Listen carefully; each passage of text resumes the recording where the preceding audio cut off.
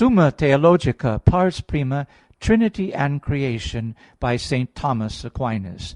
Question 35, of the image.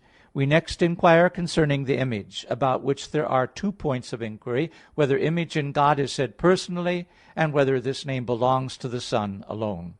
First article, whether image in God is said personally. Objection 1. It would seem that image is not said personally of God. For Augustine says, "The Godhead of the Holy Trinity and the image whereunto man is made are one." Therefore image is said of God essentially and not personally. Objection 2. Further, Hilary says, "An image is a like species of that which it represents, but species or form is said of God essentially. Therefore so also is image." Objection 3. Further, image is derived from imitation, which implies before and after. But in the divine persons there is no before and after. Therefore image cannot be a personal name in God. On the contrary, Augustine says, "What is more absurd than to say that an image is referred to itself?" Therefore the image of God is a relation, and is thus a personal name. I answer that image includes the idea of similitude.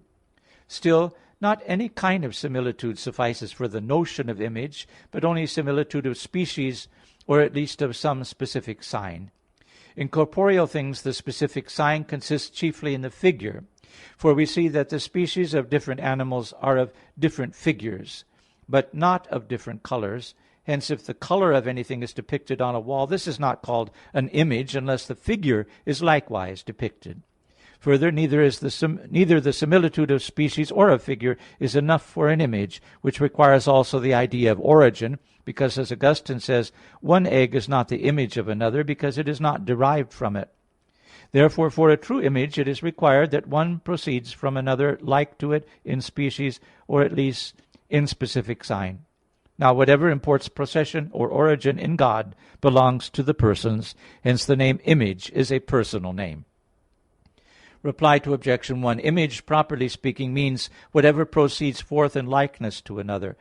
That to the likeness of which anything proceeds is properly speaking called the exemplar, and is improperly called the image. Nevertheless, Augustine uses the name of image in this sense when he says that the divine nature of the Holy Trinity is the image to whom man was made. Reply to Objection 2. Species, as mentioned by Hilary in the definition of image, means the form derived from one thing to another. In this sense, image is said to be the species of anything, as that which is assimilated to anything is called its form, inasmuch as it has a like form. Reply to Objection 3. Imitation in God does not signify posteriority, but only assimilation. Second article, whether the name of image is proper to the Son. Objection 1. It would seem that the name of image is not proper to the Son, because, as Damascene says, the Holy Ghost is the image of the Son. Therefore image does not belong to the Son alone. Objection 2. Further, similitude in expression belongs to the nature of an image, as Augustine says. But this belongs to the Holy Ghost, who proceeds from another by way of similitude. Therefore the Holy Ghost is an image, and so to be image does not belong to the Son alone.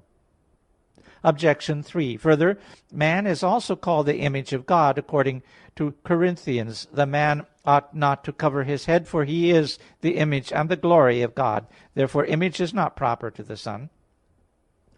On the contrary, Augustine says, the Son alone is the image of the Father. I answer that the Greek doctors commonly say that the Holy Ghost is the image of both the Father and of the Son.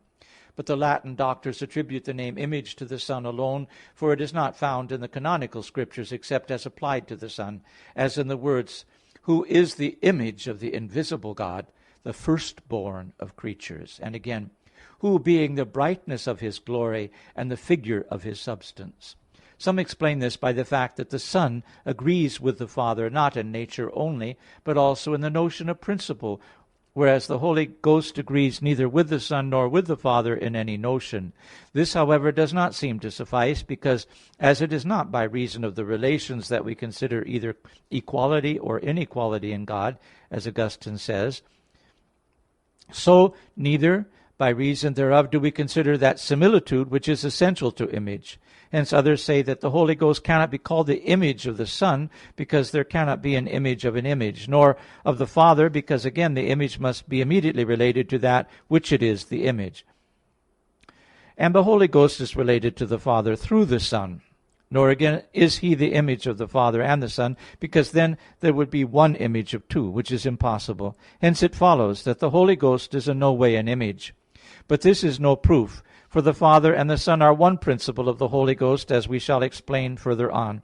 Hence there is nothing to prevent there being one image of the Father and of the Son, inasmuch as they are one, since even man is one image of the whole Trinity. Therefore we must explain the matter otherwise, by saying that as the Holy Ghost, although by his procession he receives the nature of the Father, as the Son also receives it, nevertheless is not said to be born, so although he receives the likeness of the Father, he is not called the image, because the Son proceeds as Word, and it is essential to Word to be like species with that whence it proceeds. Whereas this does not essentially belong to love, although it may belong to that love which is the Holy Ghost, inasmuch as he is the divine love. Reply to Objection 1. Damascene and the other Greek doctors commonly employ the term image as meaning a perfect similitude. Reply to Objection 2. Although the Holy Ghost is like to the Father and the Son, still it does not follow that he is the image, as above explained. Reply to Objection 3. The image of a thing may be found in something in two ways. In one way it is found in something of the same specific nature, as the image of the king is found in his son. In another way it is found in something of a different nature, as the king's image on the coin. In the first sense the Son is the image of the Father. In the second sense man is called the image of God.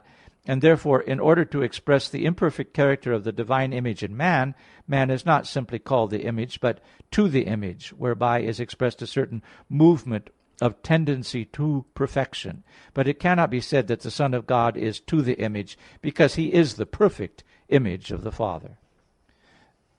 The end of question 35.